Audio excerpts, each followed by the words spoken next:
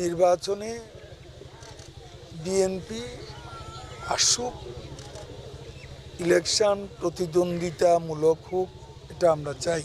তারা আসবো করে 5 জানুয়ারি নির্বাচনে অংশ না নিয়ে তারা একটা প্রতিকূল পরিস্থিতি তৈরি করেছিল।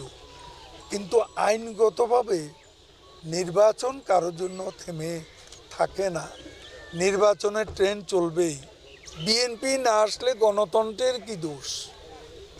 আর গণতন্ত্রের যদি এখানে বৈধতার কোনো সংকট থাকতো, তাহলে বাংলাদেশে পৃথিবীর ইন্টার পার্লামেন্টারি ইউনিয়ন IPU তাদের গ্র্যান্ড কনফারেন্স ঢাকায় হয়েছে এবং কমনওয়েলথভুক্ত দেশের প্রতিনিধিত্ব করে CPA, দুটোরই কনফারেন্স কিন্তু ঢাকায় হয়েছে।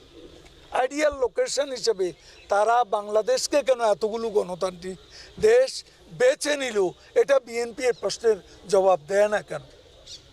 বিএনপিকে আমি বারবার প্রশ্ন করি, বিএনপির নেতারা ধারে কাছেও যেতে চান না, তারা অন্যদিকে চলে যান। তারা শুধু মিথ্যাচারের রেকর্ড ভাঙ্গা রেকর্ড একটা আছে, এটা বাজাতেই থাকেন। গেল গণতন্ত্র গেল নির্বাচন গেল, আগে বলতো গেল সব ইন্ডিয়া হয়ে গেল। এখন আবার এই সেই পুরনো স্লোগান তারা বারবার দিচ্ছে, কিন্তু তাদের এবার নির্বাচনে না আসার কোনো সুযোগ নেই।